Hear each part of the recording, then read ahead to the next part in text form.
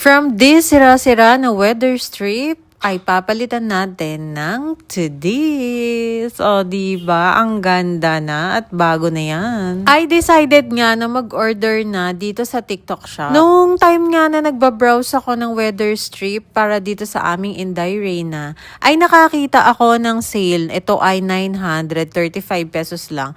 Pero nung time na yun, naka-sale siya. Pero ang regular price niya ay 1,070. Pero yung prices pwedeng magbago ay depende naman kay seller. You know what? Ang maganda pa dito ay 1 day lang nasa akin na agad ang item na to. Dahil nga super need ko.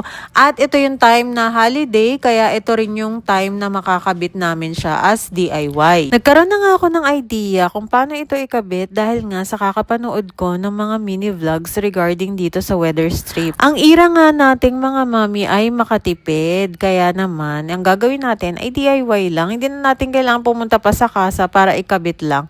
So, napakadaling ang tanggalin yan. Ganyan lang siya babaklasin pag nakuha mo yung pinakadulo, then diretso hila na agad yan. Nung dumating pala yung item, ay meron na rin yan label kung para sa rear front or sa rear back, basta ganun, mga eklabong ganong tag. May guide na, kaya hindi ka naman malilito. Basta makuha mo lang yung technique sa pagtanggal, ayun, swabing-swabe mo na siyang makakabit agad. For as low as 1,035, meron ka ng bagong weather strip. Kaya kung ikaw ay naghahanap at decided na rin palitan ng weather strip mo dito sa window car, ay ilalagay ko ang aking yellow basket and mag-DIY kabit ka na rin ng ganito. Super easy, super daling ikabit, and walang hassle. So, kung may mga question ka, mag-comment ka lang dyan and ilalagay ko rin ang yellow basket. Hanggang sa uli. Bye!